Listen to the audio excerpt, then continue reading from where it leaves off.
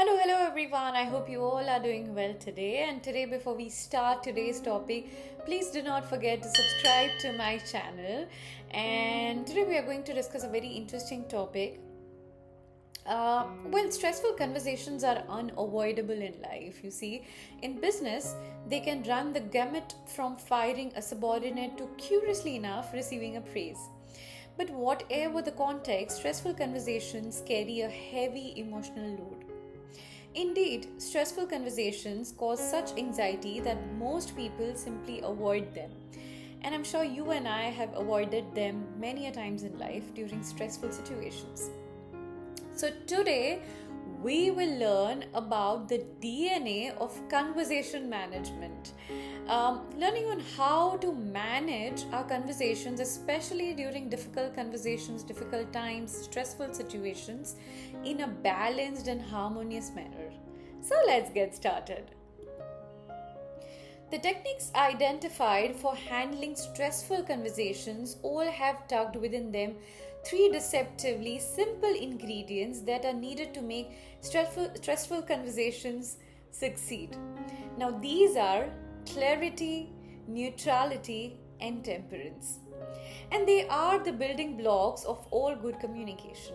Mastering them will multiply your chances of responding well to even the most strained conversation. Let's take a look at each of this component ingredient in turn one by one. Now let's understand what is clarity first. Well, clarity means letting words do the work for us. Avoid euphemisms or talking in circles. Tell people clearly what you mean. Emily, from your family's point of view, the Somerset Valley nursing home would be the best placement for your father. His benefits don't cover it. Unfortunately, delivering clear content when the news is bad, particularly, is hard to do. Under strained circumstances, we all tend to shy away from clarity because we equate it with brutality.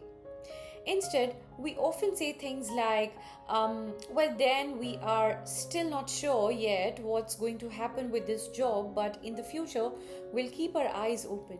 Now, this is a very roundabout and terribly misleading way to inform someone that he didn't get the promotion he was expecting or seeking. Yet, there's nothing inherently brutal about honesty. It is not the content but the delivery of the news that makes it brutal or human. Ask a surgeon, ask a priest, or ask a cop how to do it. If a message is given skillfully, even though the news is bad, the content may still be tolerable.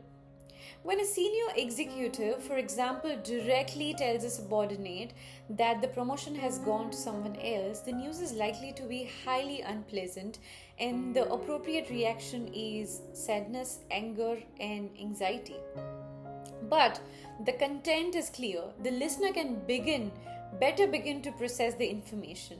Indeed, bringing clarity to the content eases the burden for the counterpart rather than increasing it.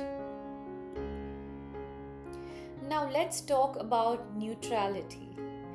Well, tone is the non-verbal part of delivery in stressful conversations. It is intonation, facial expressions, conscious and unconscious body language. Although it's hard to have a neutral tone when overcome by strong feelings, neutrality is the desired norm in crisis communication, including stressful conversations. Consider the classic neutrality of ISRO or NASA. Regardless of how dire the message, they communicate its content in uninflected tones. David, we have a problem. It takes practice to acquire such neutrality. But a neutral tone is the best place to start when a conversation turns stressful. The last component of managing your conversations well is temperance. Well, temperate phrasing is the final element in this triumvirate of skills. English is a huge language and there are lots of different ways to say what you need to say.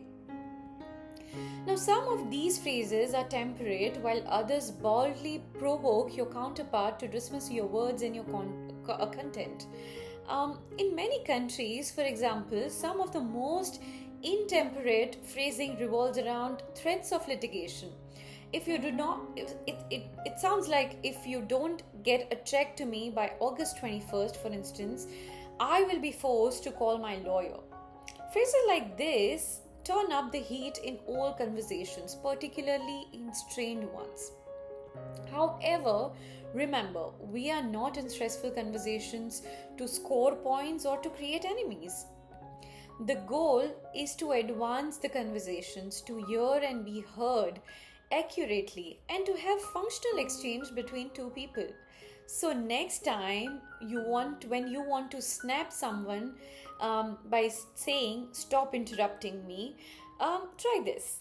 Can you hold on a minute? I want to finish before I lose my train of thought. See, as simple as that. Temperate phrasing will help you take the strain out of a stressful conversation.